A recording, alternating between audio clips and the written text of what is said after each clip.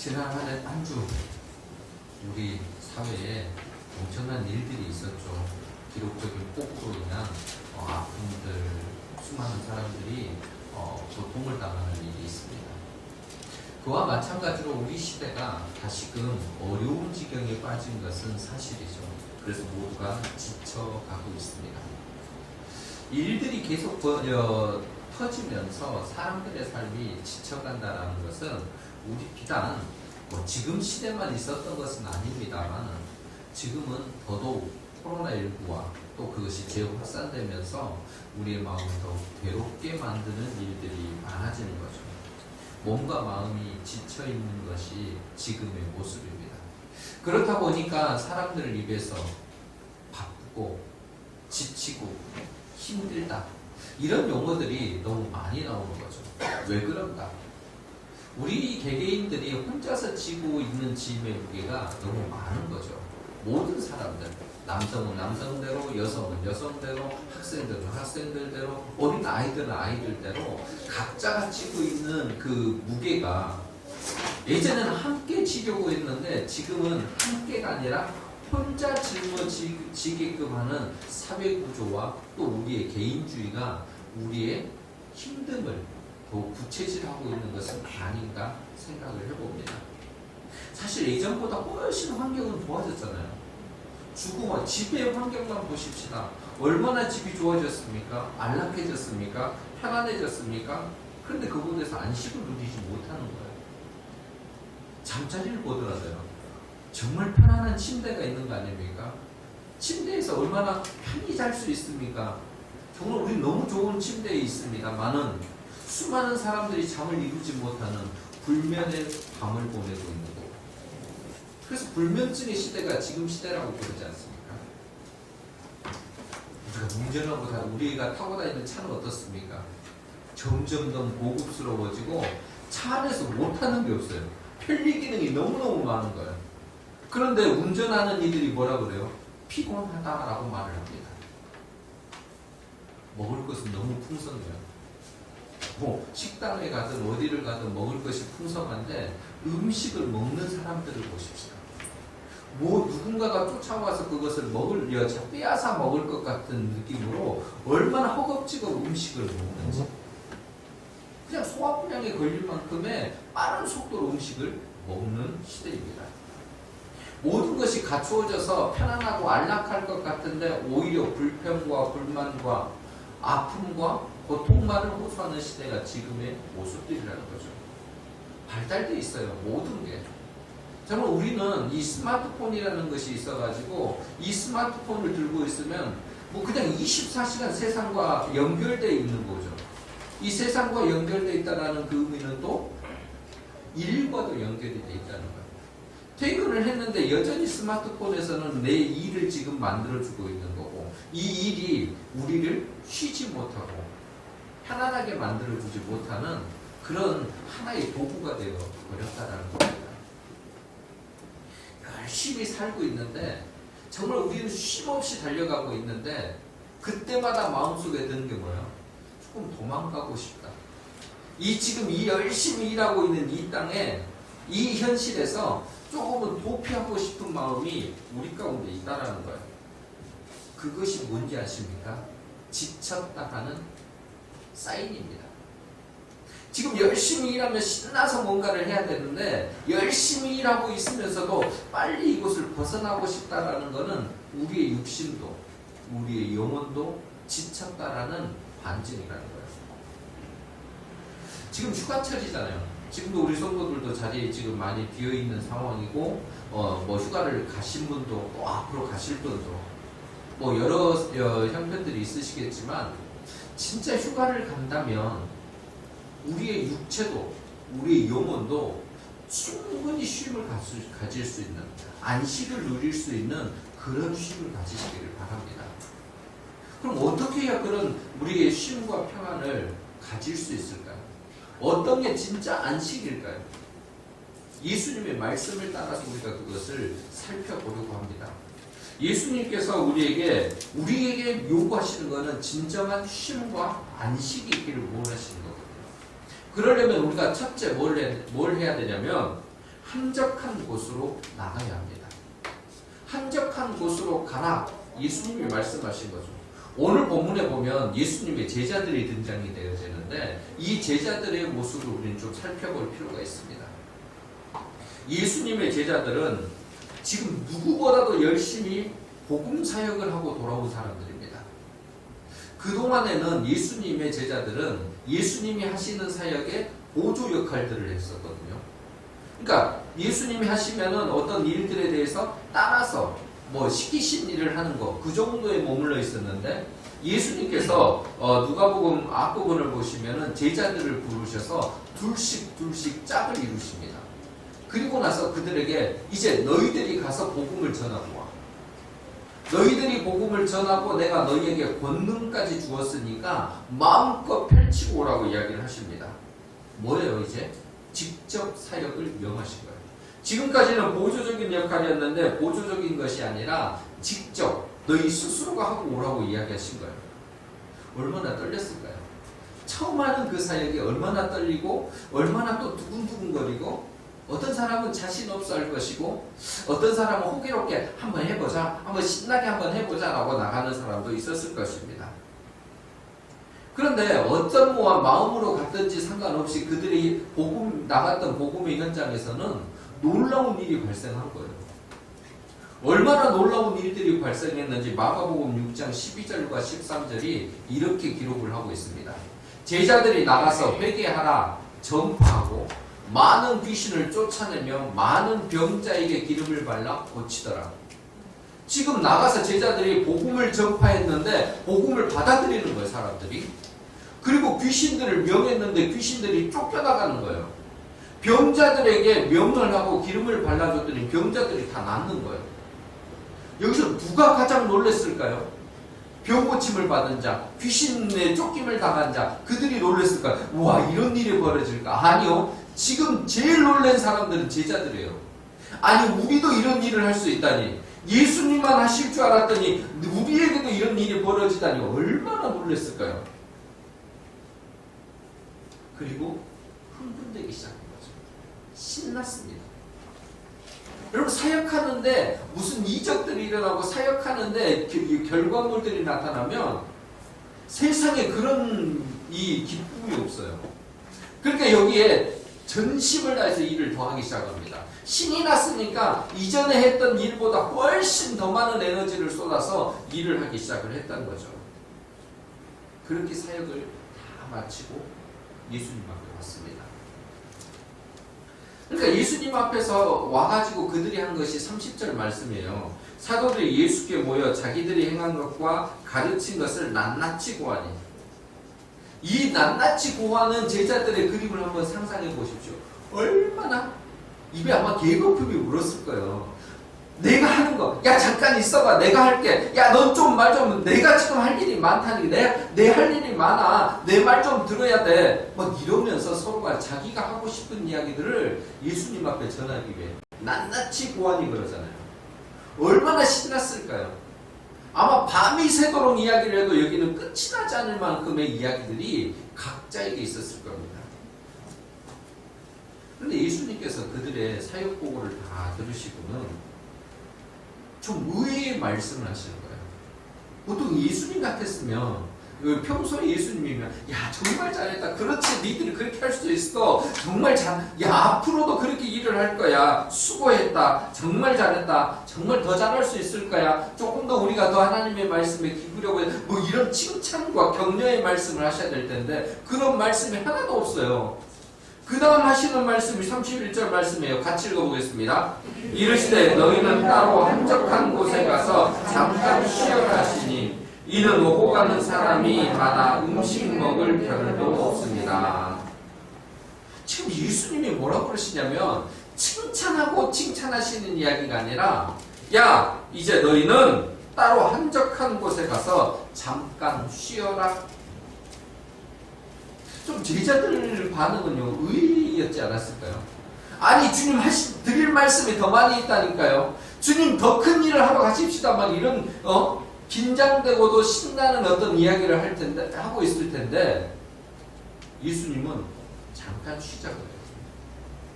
지금은 쉬는 시간이라고 말씀하세요.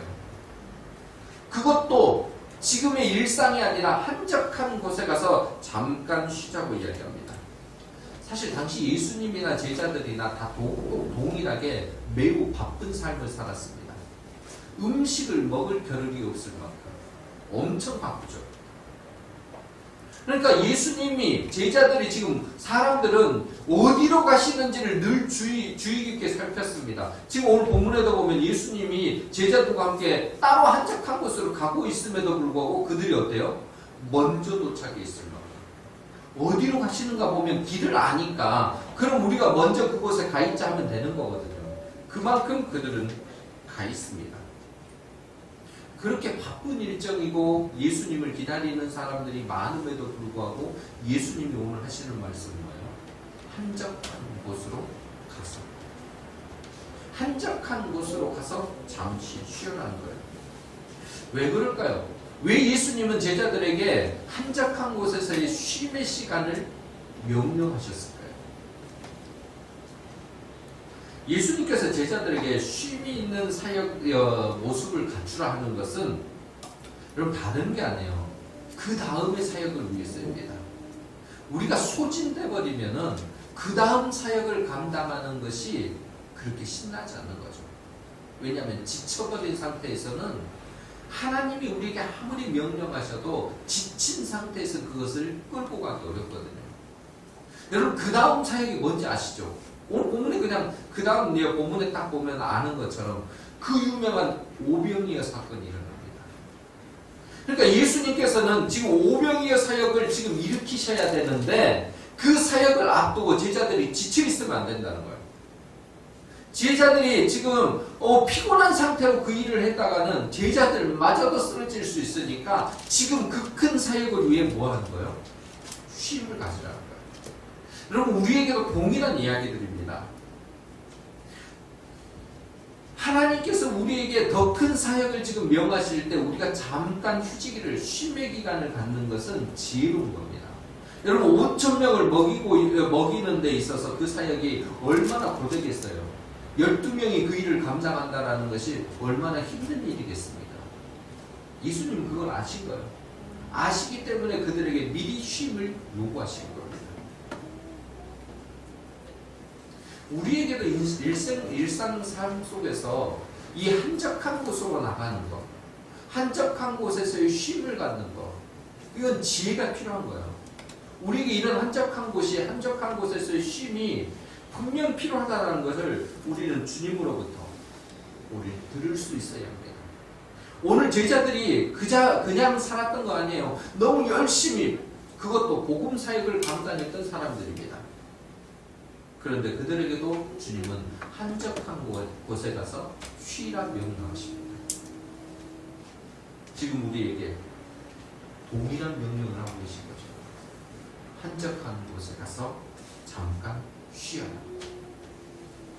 더욱 지치기 쉬운 이 여름철입니다. 우리에게 정말 하루 이틀 일상의 일들을 내려놓고 쉼을 가질 수 있으면 더욱 좋겠습니다. 우리에게 한적한 곳에 가라 명하실 때 우리가 그 명령 앞에 순종해야 되는데 사실 그 일을 하려면요 용기가 필요해요. 일상의 삶을 내려놓고 나갈 만한 용기가 필요합니다. 우리가 쉼을 가진다는 거는요 지금 내가 열심히 아니면 지금 감당해야 될 그 어떤 것을 잠깐 내려놓아야 되잖아요. 아무리 중요한 일을 할지라도 쉼을 가지려면 그것을 내려놔야 합니다. 예수님도요 제자들이 했던 그 복음 사역을 내려놓으라고 합니다. 병든 자, 아픈 자, 이 땅에 정말 도움이 필요한 자들에게 손길을 내밀어서 그들을 도와줘야 되는 그 사역마저도 잠깐 내려놓으라고 지금 말씀하시는 거예요. 왜냐하면 그것을 내려놓지 않으면 쉼의 시간을 갖기가 어렵잖아요. 우리가 용기를 좀 내봐야 되거든요. 일상에서는 지금 쉬어라고 우리에게 빨간 등을 계속 켜주고 있거든요. 근데 우리가 그것을 못하는 건 뭐예요? 내려놓을 용기가 없는 거죠. 특별히 저에게 해당되는 말이기도 하고 우리 성도들에게 해당되는 말이기도 합니다. 근데 잠깐 쉬는 그거, 용기가 필요한 이 일들 속에 왜 우리가 이 용기를 내지 못할까? 우리가 이 잠깐 내려놓는 이 용기가 왜 없을까? 생각해 보셨습니까? 우린 염려가 너무 많아요. 세상에 염려가 많기 때문에 이 용기, 내려놓을 용기가 안 생기는 거죠. 제자들처럼 사람을 살리는 이 중요한 복음마저도 내려놓은 용기가 있어야 되는데 우리에겐 그게 부족하는 거죠. 어쩌면 매일 우리가 먹고 마셔야 되는 그 일들 때문에 내가 내려놓으면 이것이 끊어질 것 같은 염려가 생기는 거죠. 정말 우리는 여기서 자유롭지 못합니다. 저도 그렇고 우리 모두는 쉽게 이것을 내려놓을 용기가 없는 거죠. 저는 우리가 한적한 곳으로 나가야 되는데 이것을 내려놓지 못하는 거. 좀 곰곰이 생각을 해봤어요. 제 자신을 놓고 생각도 해봤고 나는 왜 그럴까에 대한 생각을 해봤습니다. 사실은 염려 뒤에 숨겨져 있는 또 하나를 발견하게 되는 거죠. 교만입니다. 내가 이 일을 해야 돼. 나만이 이 일을 해야 돼. 나 아니면 안 된다라는 그 교만의 모습이 있다라는 거죠. 내가 이 일을 해야 되고 내가 이 일을 끝마쳐야 되고 그렇지 않으면 무슨 큰일이 일어날 것 같은 그런 사고가 우리를 짓누르는 겁니다. 여기서 우리는 벗어나지 못하는 거죠. 여러분 왜 우리가 이런 일들을 하고 있을까요? 내 삶을 주님께 맡긴다라고 이야기를 하면서도 사실은 그 삶의 중심을 내가 쥐고 있으려고 하니까요. 내가 그 삶의 중심을 쥐고 있고 내 삶의 주인이 하나님이십니다라고 고백은 합니다마는 그분께 맡기지는 않는 거죠. 되게 우리가 쉬지 않고 일하는 동안 하나님을 그렇게 막 찾는 경우는 없어요. 우리는 대부분 그러죠. 하나님 주신 힘으로 내가 일을 감당하고 있습니다 라고 말을 하면서 내 방식과 내 생각으로 그 일을 열심히 할 뿐입니다. 내가 붙잡고 있는 이 열심히 있는 동안에 사실 하나님과 우리는 떨어져 있는지도 모릅니다. 내가 온전히 맡기지 않는 거니까. 내가 주님, 내가 열심히 했습니다 하는데 나와 상관없는 열심이라고 주님은 말씀하실지도 모른다니까요. 우리 곰곰이 우리 스스로를 생각을 해봐야 됩니다. 지난 한 주간 제 자신을 놓고 생각을 해보니 이런 부분이 많았음을 고백합니다.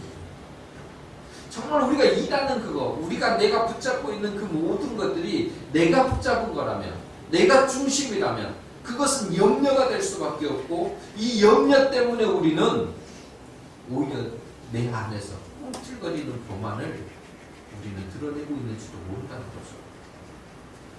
하나님보다 내 자신과 그리고 내 능력과 나는 쉬지 않고 일하고 있다는 이 열심을 자랑하고 있는 것은 아닙니까? 사실 우리는 불안하면요 더 열심히 일해요. 불안하니까 더 열심히 일하는 거예요. 그런데 결과가 어떻습니까? 한계가 분명히 드러나 버린다는 거예요. 결과를 보면 기쁨보다는 좀 안타까움이 더 많은 일들이 많은 거 아닙니까?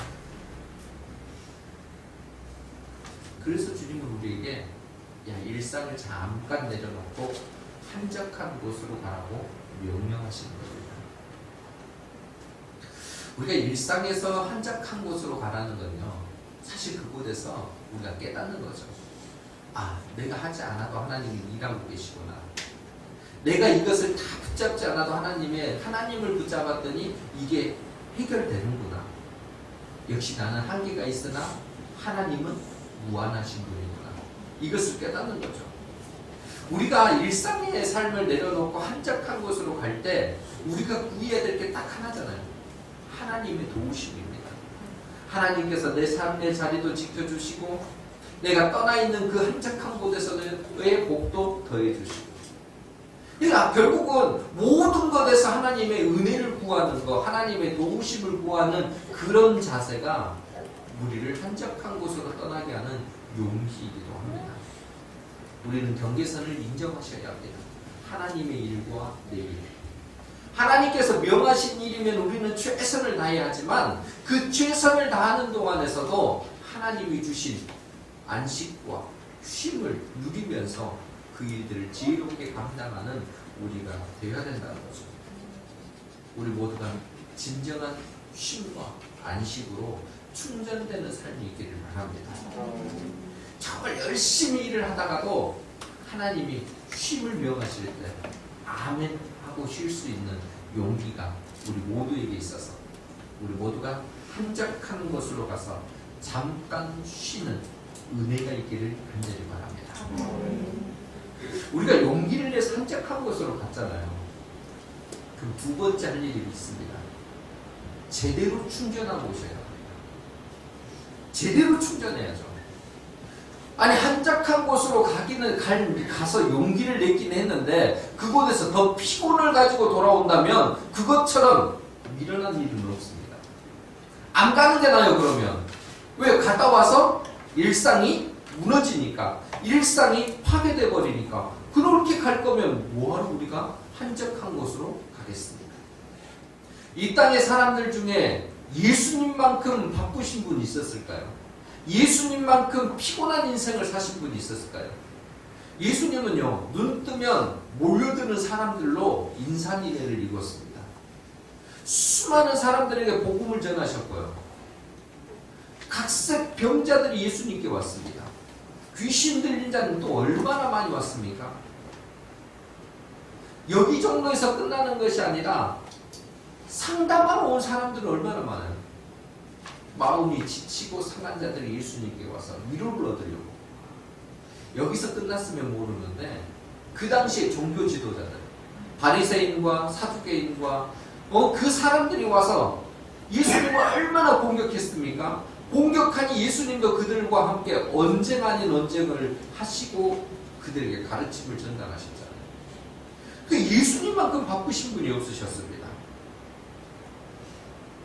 사람들이 몰려오는데 저녁까지 병자들 그냥 내보내신 적이 없어요. 늦은 시간까지 그들의 아픔을 다 치료해 주신 분이 예수님이시잖아요. 아마 하루 일과가 끝났을 때 예수님의 모습은 파, 김, 치였을 겁니다. 정말 피곤해 하는 것이 그냥 육신이 축 처져가지고 진짜 파김치의 모습이 예수님의 모습이었을 거예요. 우리가 파김치가 됐을 때 행동하는 게 뭡니까? 깨우지 마. 내일은 나 푹 잘게. 이게 우리의 모습 아닙니까? 늦잠을 자보는 것. 그게 우리의 모습으로 나타나는 거죠. 그런데 예수님은 그런 파김치된 그 모습으로도요. 늦잠을 좀 쉬는 게 아니에요. 우리 같았으면 그렇게 잘 건데 예수님은 늦잠 주무시지 않습니다. 왜냐하면 늦잠이 오랫동안 물론 충분한 잠이 필요한 건 사실입니다만은 그렇게 늘어지는 잠이 진정한 휴식이 아니기 때문인 거죠. 마가복음 1장 35절에 이렇게 기록하고 있습니다. 새벽 아직도 밝기 전에 예수께서 일어나 나가 한적한 곳으로 가사 거기서 기도하시다니. 이 본문 앞절에 보면요, 각색 병자들을 다 고치시는 예수님의 모습입니다. 그런데 그 다음 문구가 뭐냐면 새벽 아직도 밝기 전에. 사실 이 평범한 사람도 피곤이 없는 사람도 새벽 아직도 밝기 전 이 시간에는요 잠자는 시간이에요. 푹 자야 되는 시간이죠. 단잠에 빠져 있을 시간입니다. 그런데 예수님은 이 시간에 일어나시고 그리고 한적한 곳으로 가십니다. 하루 24시간도 모자랄 예수님이셨지만은 그렇게 분주한 사역 속에서도 꼭 한적한 곳으로 가시는 시간을 가지셨다는 거예요. 그곳에 사시는 거예요. 항상 기도하신 겁니다. 예수님께서 한적한 곳으로 가셔서 기도하시는 일, 이것이 예수님의 가장 우선순위에 있었던 일이기도 하고 이것이 예수님이 재충전하는 것이기도 했다는 겁니다. 예수님의 충전 방식은 한적한 곳에 가서 기도하시는 거였어요. 이 하루하루 분주하고 24시간도 이게 짧게 사셨던 예수님께 그 시간만큼은요 삶의 속도를 멈추는 겁니다. 한적한 곳으로 가셔서 영이신 하나님과 교제하실 겁니다. 세상 사람들이 몰려와서 늘 그들과 대면해야 되는 그 일상의 낮 시간이 아닌 이 새벽 시간만큼은 하나님과 대면하는 시간인 거죠. 바쁨 속에서 하나님께 온전히 시간을 드리지 못했던 예수님은 이 새벽 한적한 시간에 어쩌면 침묵하시기도 하고 홀로 있는 그 고독을 가지시고 하나님을 진짜로 만나신 거죠. 거기서 충전하신 거예요. 거기서 채우신 거예요. 하나님께서 예수님께 주신 사명을 다시금 확인하는 겁니다. 부족했던 것이 예수님이 무슨 부족이 있겠어요. 그런데 육신을 입고 계셨기 때문에 그 육신의 그 부족한 부분마저도 하나님과의 교제를 통해 다 회복하신 겁니다. 그래서 복음을 전하신 거고, 그래서 가르치는 능력을 베푸신 거고, 병 고치고 귀신을 쫓아내는 능력 등 다양한 사역을 쉼없이, 실수 없이, 실패 없이 다 감당할 수 있었다는 거죠. 예수님이 이 능력을요, 제자들에게도 베풀어 주셨던 거고, 지금의 우리들에게도 베풀어 주기를 원하신 겁니다. 그래서 예수님께서 따로 한적한 곳에 가서 그 삶을 사셨다는 거예요. 아마 이 삶이 없으셨으면 육신을 입고 계셨던 예수님도 사명을 감당하시기 전에 아마 쓰러지셔서 아마 사명을 감당 못하셨을지도 모릅니다. 그만큼 우리가 한적한 곳으로 가서 쉼을 얻는 것은 매우 중요한 거라는 거죠. 그래서 이것을 아시는 예수님께서 제자들에게도 오늘 본문에서 또 이야기를 하신 거예요. 예수님의 사역도 예수님의 삶의 스타일도 그것이었지만은 제자들도 이 모습을 배우기를 원하신 거예요. 그것은 우리에게도 동일합니다. 너희는 따로 한적한 곳에 가서 잠깐 쉬어라. 우리는 이렇게 충분한 육체적 쉼이 필요합니다. 일상에 지쳐서 고되고 힘들었던 몸을 쉬게 해야 되는 거죠. 그래서 일하지 않고 잠깐 내려놓는 재충전의 시간은 우리에게 복입니다. 그래서 하나님께서도 우리에게 안식일을 허락하신 거죠. 안식만 허락하시는 거 아니에요. 우리가 육신이 병들게 생겼을 때는 빨리 치료하는 게 낫습니다. 미련스럽게 그 몸을 이끌고 계속 일하는 거는 바르지 않는 거예요. 우리가 병이 나면 어떻습니까? 육신에 병이 나면요, 그냥 모든 게 귀찮아집니다. 행복했던 것이 다 사라져버리고 높았던 행복에 대한 그 지수가 뚝 떨어집니다. 아프니까. 아프기 시작하면서 누군가의 도움을 받아야 되는 그 자기의 모습이 불편해지기 시작을 하는 거고. 그래서 집안에요, 한 사람이 아픈데 온 집안이 아픈 경우들이 종종 있잖아요. 육체적 질병은요, 마음의 병과도 연결이 되어집니다. 몸이 약해지면 마음이 약해지고, 마음이 약해진 상태에서 몸은 점점 더 아파지는 거죠. 사실 몸 아플 때 머릿속에서는 오만 가지 생각들, 마음의 감정들은 너무너무 독특하게 만들어지기 시작을 합니다. 서럽고요, 역력하고요, 질병이 이것이 어디서 오는 건가. 어떤 사람은 죄책감까지 갖습니다. 자기 연민에 빠지기도 하고 막 이런 일들이 벌어져서 몸은 조금 아팠는데 마음으로 인한 질병이 훨씬 몸을 더 아프게 만드는 사건들이 발생할 수도 있다는 거죠. 그래서 우리는 빨리 쉬어야 돼요. 경고등이 들어오기 전에 육체에 충전을 갖는 시간이 필요합니다. 우리에게 그런 시간들을 가져야 됩니다. 그래서 좀 아쉬운 건요, 한적한 곳에 쉬고 오라 그랬더니 뭐 빽빽한 일정을 짜가지고 다녀와가지고는 너무너무 피곤해요, 너무너무 피곤해요 한다는 말이에요. 이건 정말 지겹지 못한 겁니다. 그냥 그럴 때는 나가지 마시고 집에서 충분히 그냥 먹고 자고 노십시오. 그게 더 지혜로울 수 있어요. 어디 멀리 가가지고 복잡한 일정 때문에 더 힘들어갖고 오는 거라면 이건 지혜롭지 못하는 모습이라는 거죠. 육체적 충전을 제대로 하셔야 합니다. 이게 우리가 지금 이 여름에 가져야 될 모습이죠. 그런데 이것은 일정 시기에 있는 일들입니다. 중요한 건요.